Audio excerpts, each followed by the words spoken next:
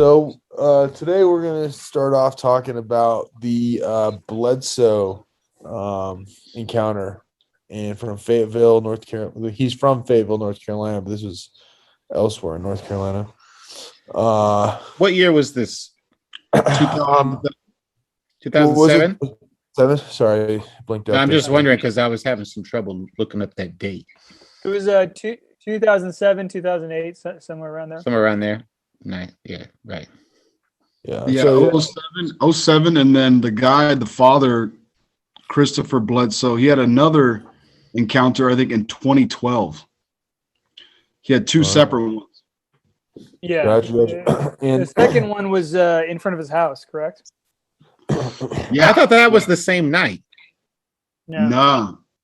Oh, so basically, they're doing some contracting on the coast. They're building some fancy house, and they decide after they finish the contract, them and Bledsoe's son and some contractors were gonna head out and do a celebratory fishing outing, and then he is freaking out there fishing, and then decides he wants to go do a walk in the woods, and then gets out of this field. he's with some friends, right? Yeah, they leaves him behind at the lake, I think, or he did, and then his son down there with those guys, and then he went for a walk, and that's when he had the encounter. But that didn't end then, because when he went back to see his friends fishing, they all saw it, right? First, there was two of them, and then a third one came, and then that was kind of it for that night. But That's that was crazy. the end. We started talking about it earlier, but like how he was looking at those two, and then it's like at the simultaneously when he felt that they noticed him, he's got that, that sixth sense, the hairs in the back of his head thing. That is, it looked like a zipper in the sky opened up, and the third one popped there, and third one just popped out and then lined up immediately equal distant between the other two, which made me immediately think about like what we talking about here for how they're traveling, It was like cut a little slice in space time and just like open it up real quick or something. And there was about 2 or 3 hours, he said, of missing time. Yeah. Yes. And did you guys happen to see all the different things that were done in a study on him? That they had various things. One was they had a psychiatric social worker come in who was a professor and do some stuff with him to figure out whether he had like personality disorders or like he was prone to like delusion. And this, I don't know if you saw that. And then there was also, they did a lie detector test on him as well. And then they even did hypnosis on him and recorded it. And all of it is consistent with he is telling the truth. All of it. No one has any reason to feel like this guy's just making shit up. Yeah. And maybe we should give context, right? Because this guy is just some random guy, lives a pretty simple life out in North Carolina. Kids, wife, dogs. They were all God-fearing people. They were super religious their whole life because it's the Bible Belt. And since then they've been ostracized by their parish. Like their whole town doesn't fuck with them. They aren't allowed to go to any of their to their church anymore. And they've been kicked out. And even since then, I think like the son was saying, he still believes in a God, but he's not a practicing religious people. And his dad kind of lost his faith too after all this happened. Well, and that brings me back to what we discussed a few episodes prior about, what would really happen to the masses in terms of faith if aliens came down, they landed on, right in front of the state capitol, made themselves known. It's all over the news. It's very obvious. There's no denying it. These things exist. They've been around billions of years. What would happen to places of faith? How many people would gravitate towards God and would shy away from it? Right, because it stands to reason that if you do have faith in said religion, or any religion, that if you were to have like a crisis of sorts, it shouldn't shake your faith to like, okay, just because there is another planet somewhere that exists with other life, that does not necessarily mean that like it really has actually almost no relation whatsoever. It doesn't see. I don't see why that would be something that would make you sound. We wouldn't be denouncing God by saying, "Oh, I believe in UFOs and I go to church." No. In fact, did y'all read that thing I sent to? Oh shit! I think the message failed. Now that I think about it, I sent an article by Michio Kaku, and he's basically saying like we're very close to getting to unified physics with quantum and macro level, and his argument on that, what you were saying, is that aliens, Buddhism, Christianity, whatever the fuck, all of it can be explained through the unified physics. They don't need to contradict each other, right? Like you're saying, it doesn't have to be a contradiction. But I want to go back to the Fayetteville one, however you say that town, because Fayetteville. It's very consistent around the world, in the US at least, is that military sites have a higher level of UFO sightings, or not the site, but like surrounding area, right? At least. And so I guess that's consistent here as well. It sounds like, is that right? Yeah, I would totally. I think that now, if I'm not mistaken, fucking Heaton over there can correct me, but I think that they were down like on the coast. I think their family's from Fayetteville, if I'm not mistaken, and then they were down near the coast is like where they were working, and they went inland like a half an hour, and Fayetteville's like 3 or 4 hours from the coast. I think that that's just like their hometown. But you're 100% right though. Like a vast majority of like the UFO sightings, and if you look at them clustered on maps, they're like repetitive, are like near like missile silos or like secret bases, or even just regular like big military installations. Yeah, absolutely. Yeah. But how about this guy though, Mr. Bledsoe? He had another situation in which he came home and his dogs were going ballistic, right? And then the dogs, he went out there, he's like, what the hell's going on? And he followed the dogs out into the damn forest, and that's where he claims to have had a very close encounter, like literally like a couple of feet away from him, and some what looked like a little kid with big red eyes and surrounded with like glass kind of stuff. Did y'all fools catch that part of this? Yeah. Okay. Yeah, I heard some of that too. So part of the hypnosis that I saw in the video, they showed him talking, and basically what he explained was more than that, right? Was that he was explaining like as if he got abducted in his hypnosis, but his conscious self couldn't like explain it. He didn't even know about it. And that like scene where he experienced the being with his dogs, and the dogs, by the way, he explained them as like their whole backs were raised with hair. They're just like tripping. That was just like one little part of what actually happened. Mr. Pink over there, that's what I'm calling you. The missing time thing goes hand in hand with the possibility of abduction. When you hear when other people have said they've been picked up, there's always missing time. It could be hours, or you can go to the Travis Walton shit where it's like 5 days. But that missing time could easily be, he could have spent a week with those fools. We don't even know.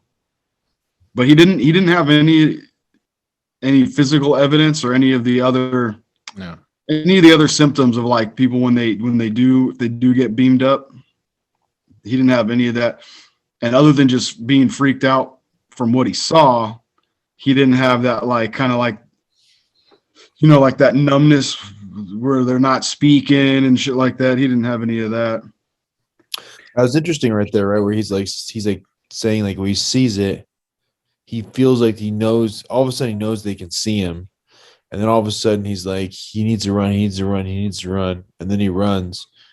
And like, all that, like in your mindset, if you're going through that, it'd be like 10 seconds. And it's like, well, it was 4 hours. So like, if we had a camera on him, did he get abducted? I mean, it would be crazy to be like, if like you point like at a game camera out there and he just stood there for 4 hours straight. It's like, I wonder like if, if like they could get any benefit from like just freezing him, like, or like, hypnotizing him to not move, and then like and just do with mess with his brain. You know what I mean? Kind of sounds like the cows. No, the cows that get mutilated. You ever seen this shit? Oh yeah. I haven't heard about that in years, but yeah, you're right. Yeah, it's kind of that. But I mean, think of it like, say you got beamed away, and you win this ship, these things, the way they move, they defy the laws of physics as we understand them, right? It could be that he was in a ship, or any abductee, for 5 minutes our time, right? Like count to 5 minutes, right? 60 seconds 5 times. He might have been there that long, but here on Earth, relative time wise, could be a week. You see what I mean? Yeah. So I can see that being a thing where like time is different on the ship than it is we're here on Earth, or whatever the thing is, and not necessarily ship, whatever the fuck it is. Yeah, I mean, there's science to back the possibility of time manipulation, right? To an extent. Because time is our construct, right? But to them, well, time can change. It literally changes depending on how fast you're going. If you could somehow travel faster than the speed of light, technically, based on our model, time would essentially stop and even could run backwards. So the faster you're going, the slower time goes. Basically, time is a real thing, but you're right. It's just a concept we use to like measure things and keep track of stuff. But it is a thing. It exists as part of our structure. How would it work going backwards? I'm confused about that part. It's the Superman time. I was thinking about Superman too. If you could fly counterclockwise around the Earth, and you could rotate the other way. Yeah, and then you could save Lois Lane. I'm not a big Superman guy. Whatever happens in that episode. She drowns. Right? It was a car accident. It's a car accident during an earthquake. She gets like pulled under a bunch of the 70s and those earthquake things. Anyways, go ahead. My bad. I was gonna say, but this dude, so it's kind of like, man, there's been a bunch of other incidences where when these beings contact somebody, or they feel like, when they see when they've seen the beings, and they've either been selected, abducted, or just stared at and hypnotized, it kind of, like we said before, they kind of tag them, because this dude had multiple other sort of encounter. They kind of come and check up on him. He had another incident. Like when Zach was saying, was it the same day? Something did happen when they got back to the house. He got back to the house. He told his younger son, and then I feel like, didn't they have? I'm pretty sure that what I saw was that night that the dog shit happened with the alien. That night? Yeah, I think they had when he got back to the house, they saw something else too. And then in 2012, he had another. Because they do the son. When I was listening to the son Ryan Bledsoe, he said they've had sightings. I mean, weekly. If on their property, they have a huge, they have huge acreage where they live. Right. And he said he would see 8 orbs of light. They would just gather. So it would start as like 4 or 5, and then just 8 would appear, and they would just be hovering, at a certain height, but super close, like it's on their property line, and they would just be there for a while and then disappear. And that would be constant. It was almost like their house was, like a sighting, like what the fuck? Yeah, he's like an experiment for them. They need to keep like, okay, let's get the new results. What happened from our last experiment? And then he said he saw some. So did you guys hear the part where they were contacted by people from the Pentagon? They got visited by MUFON people. It was sad to hear.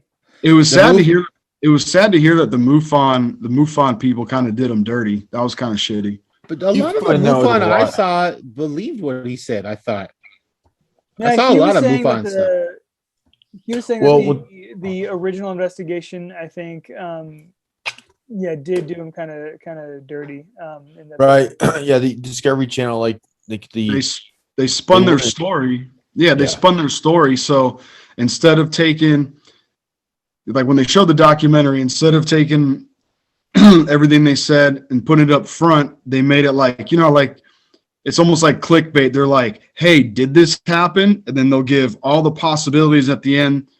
At the end of the story, it'll say like, unfortunately, this is all alleged, or probably could or could not have. It's totally inconclusive. They'll leave it inconclusive.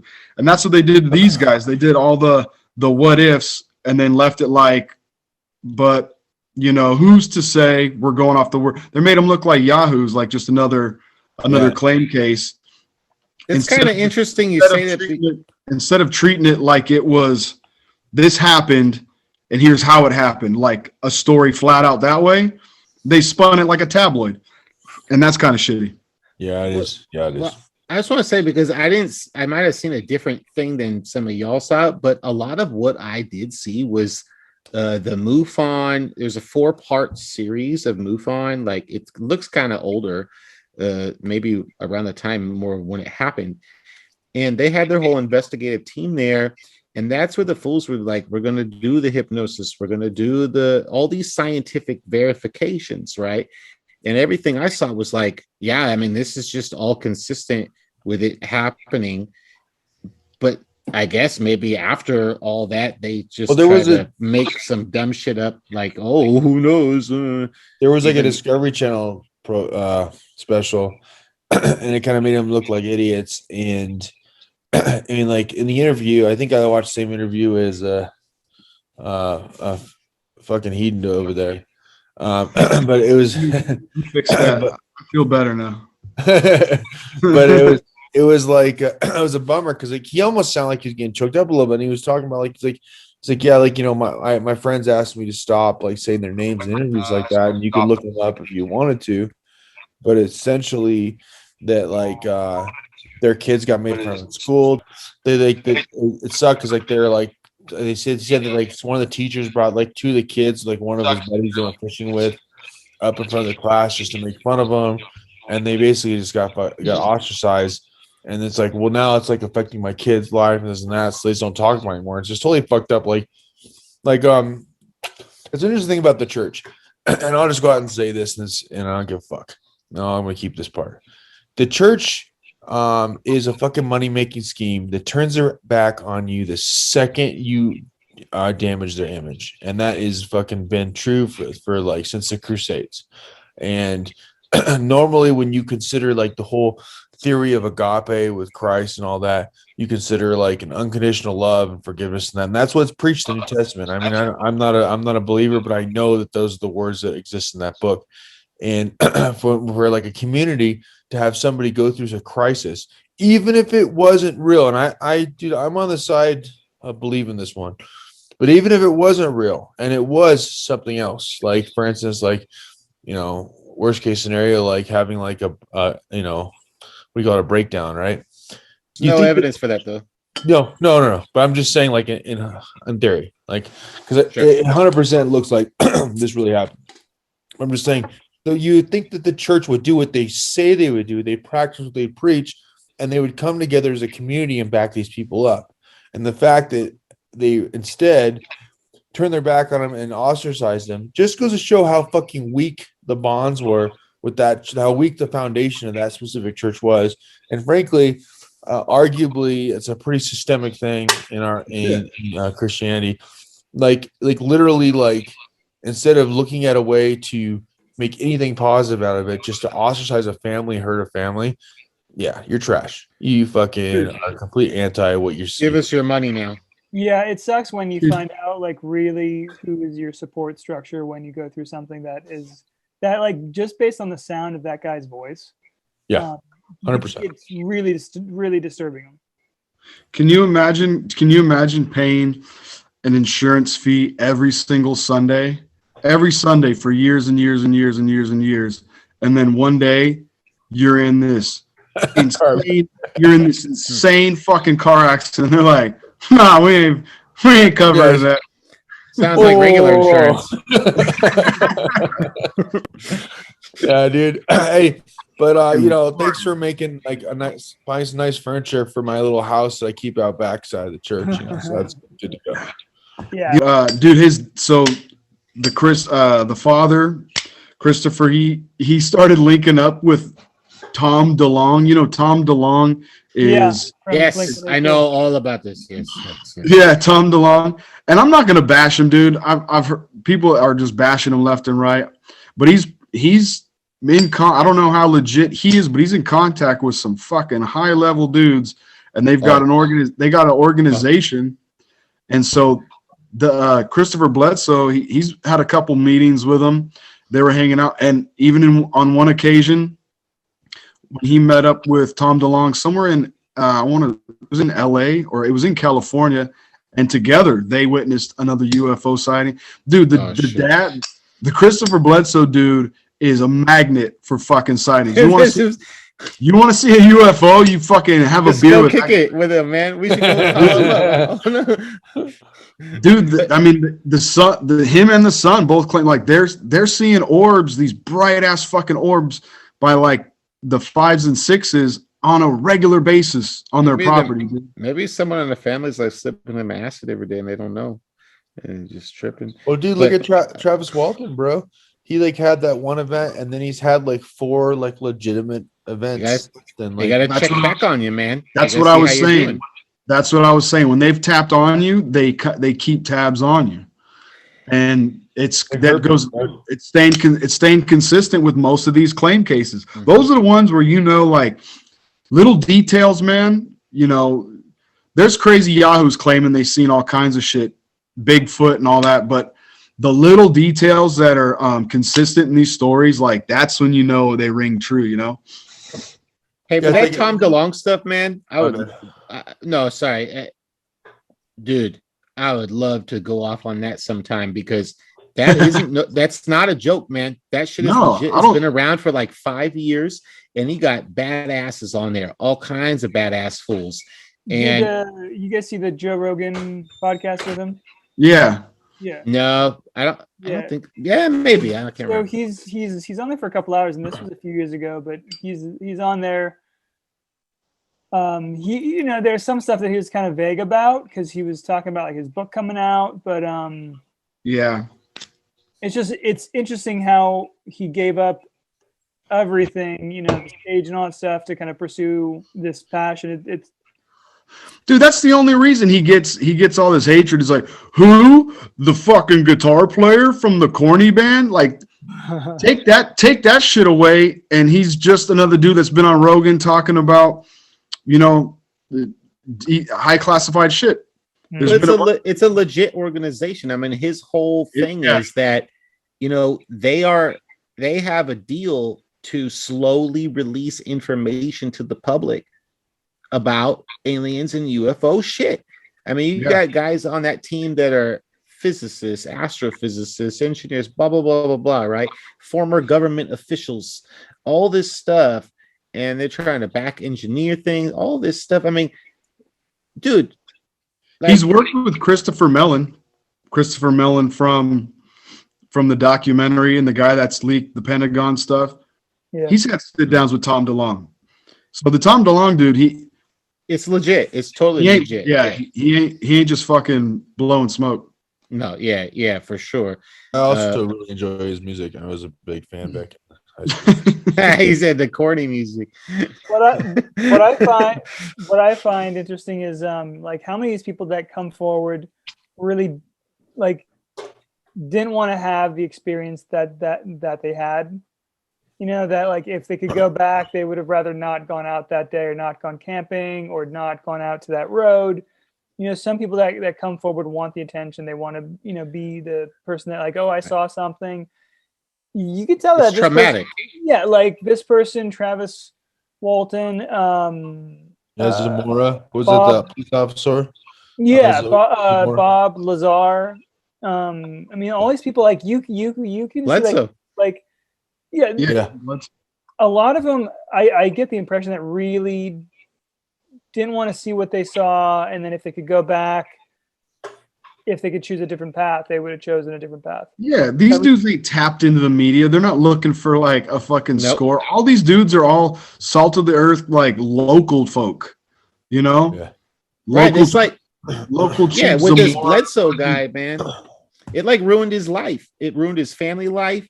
Even between just them, their family, right? There was lots of bad stuff. And you think anybody like that's asking for that? No. I raised his kids right, man. His son had his back the whole way, you know. Yeah. Well, what's it? I mean, his son saw some stuff too, I thought. Yeah, he did. Yeah. Yeah, I mean, we've all seen it now. They've all, like, his wife. The story is he waited almost a year before he even told his wife about the incident. Like, he told his son. Well, one of his sons was there. He told his other son, and he didn't even tell his wife about the whole experience for a long time.